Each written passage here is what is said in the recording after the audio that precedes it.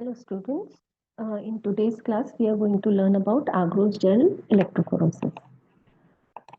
So the aim of the experiment is to perform Agarose Gel Electrophoresis for separation and visualization of DNA fragments based on their size by application of electric current to the gel matrix. The requirement for the experiment will include DNA or RNA sample, agarose for preparing the gel, 50x TAE stock buffer solution, 1 kb DNA ladder, 6x gel loading dye, and ethidium bromide. Other requirements will include gel electrophoresis apparatus and a gel dock system or a transilluminator. Now coming to the principle of the experiment. So the gel is made up of agarose. So agarose is basically obtained from the walls of red algae, some of the red algae. So it is basically a heteropolysaccharide made up of D-galactose and L-galactose derivatives, forming a polymer of about 600 to 700 residues in length. So when we boil or heat agarose in water or buffer and then we cool it down, then agarose undergoes polymerization because of formation of crosslinks between the sugars of the polymer, causing the solution to form gel as it cools down. And the density or the pore size of the gel is determined by the percentage of agarose that is used. Higher the gel concentration that we use, smaller will be the pore size, and this will allow separation of smaller DNA fragments, while lower the concentration of agarose that we use, larger will be the pore size, and that will allow for separation of larger DNA fragments. So DNA fragments are basically separated in DNA based on their DNA fragments are basically separated on the gel based on their size. So during electrophoresis, DNA that is negatively charged is going to run towards the positive terminal, and as it travels, it has to move through the pores of the gel towards the positive terminal. So since larger DNA fragments have to face more friction while traveling through the pores of the gel, so they move at a slower speed. As a result, they will form bands near the well in the gel, while smaller DNA fragments, they face less friction while traveling through the pores of the gel, so they travel faster, and hence they have the bands towards the lower side of the gel, or basically the bands are present away from the wells. Continuing with the principle, we make use of either TAE, that is tris acetate EDTA, or tris borate EDTA as a running buffer. So the buffers help with two important functions. Firstly, they are required for maintaining the required pH, and they will provide the required ions that will allow the flow of the current. EDTA present in the running buffer also acts as a chelating agent that will bind divalent cations, and thus they will inhibit the activity of nucleases, thus protecting DNA from degradation. Ethidium bromide is added to the gel. It is basically a staining dye that is used for visualization of DNA. During electrophoresis, DNA runs towards the positive terminal, while ethidium bromide runs in opposite direction towards the negative terminal. So as the electrophoresis is being running or carried out, the ethidium bromide molecules get stuck in between the bases.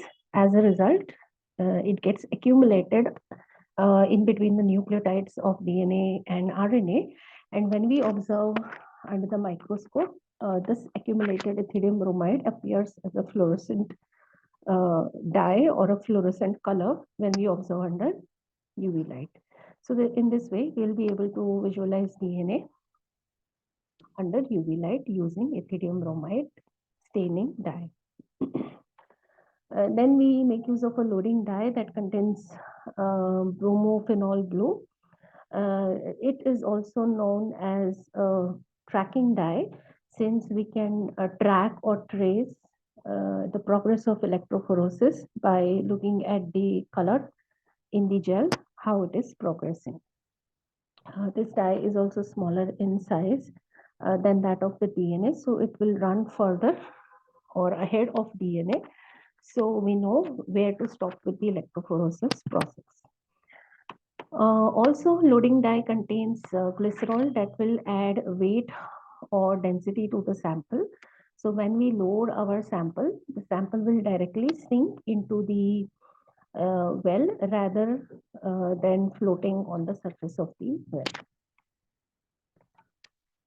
Coming to the protocol for how to make the gel and run the electrophoresis. So first of all, we need to prepare the gel, for which we need a gel tray. We can seal the sides of the gel tray with a tape and place the foam in the appropriate slots provided in the tray. Then we prepare the agarose gel, which is normally prepared at 0.8 to 1% concentration in 1x running buffer, TAE or TBE, whatever we'll be using for electrophoresis can be used. The solution needs to be boiled to ensure agarose is completely dissolved. And then the flask needs to be cooled of agarose gel around 50 degrees Celsius, after which we add 5 microliters of Ethereum bromide to the solution, mix it, and then transfer it into the gel tray. We then allow the gel to solidify for about half an hour, after which we remove the tapes on either side of the gel tray, and we also remove the cone and transfer the tray to the electrophoresis unit. We need to overlay it with the running buffer, and we need to prepare our DNA samples by mixing it with the loading dye and load our samples into the wells. We also need to load a ladder DNA molecule in one of the wells for reference.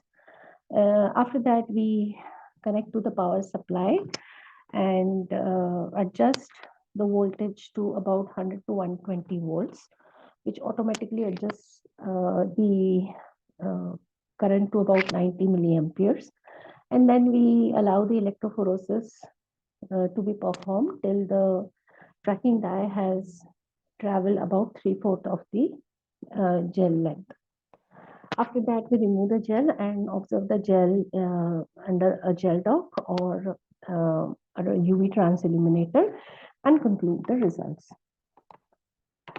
So this is the diagrammatic representation of Agarose Gel Electrophoresis unit. So this is how we place the gel.